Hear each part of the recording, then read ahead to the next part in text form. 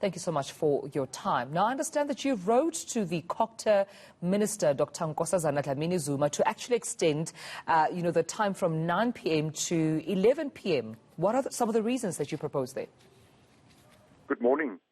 Our local economy relies on the food and beverage, manufacturing, hospitality and retail sectors, including service providers for jobs and economic activity. And we know that according to the latest information from Stats South Africa, the tourism sector added 18.1 billion rand to our economy and supported just over 300,000 jobs in our city. And so, as a country, we are in the grips of a second wave of COVID-19, and therefore saving lives as well as livelihoods continues to be a priority.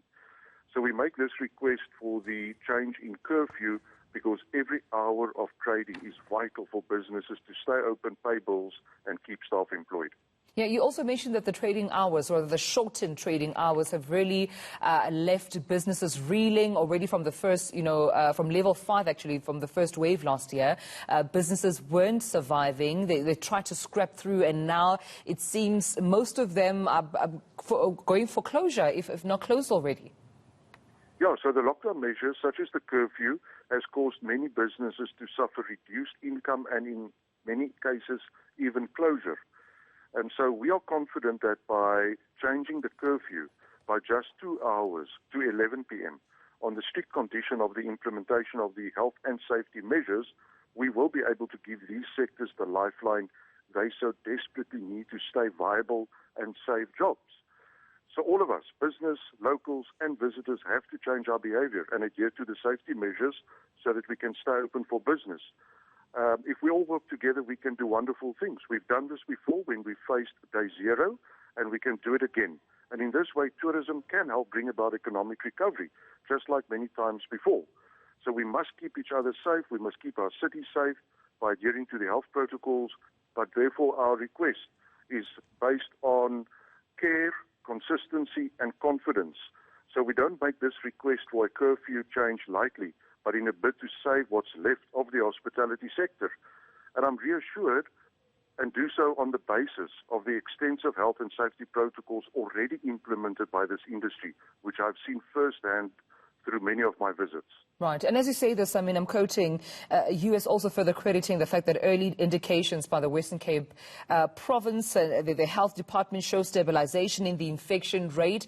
How did you manage to achieve this, especially because that seems to be government's concern, priority concern, that the reason they have these restrictions is because they want these infection rates to slow down, to decline, and to not increase? So we are all in this together, and being responsible is the key to a successful recovery of our economy. And so the city has also established a compliance hotline where the public can report outbreak events or non-compliance by establishments, because it is important now for consumers to basically demand businesses to adhere to these protocols. I call it the consumer push. In other words, if businesses are not adhering, you need to report them for non-compliance and you need to go to the next establishment. We need to make sure that business plays its part, but also the public. So public, visitors, locals also need to adhere to the conditions and to all of the health protocols so that we can strike that important balance. Our law enforcement, our environmental health inspectors and our business compliance officers are visiting as many business establishments throughout the city to ensure compliance, because we would like business to play its part so that we can keep the economy open. We've also distributed SMME COVID-19 toolkits. Over 30,000 of these toolkits have been distributed to small businesses which contain essentials such as sanitizer, face masks, and all the other essentials to just help these businesses to be compliant so that we can all play our part. So we make this request knowing that there is an important consideration on the health and safety. So we don't, do it very lightly. We do it in a responsible, caring and consistent manner so that we can give these businesses a few additional trading hours to keep their businesses open, to keep their staff employed and to pay bills.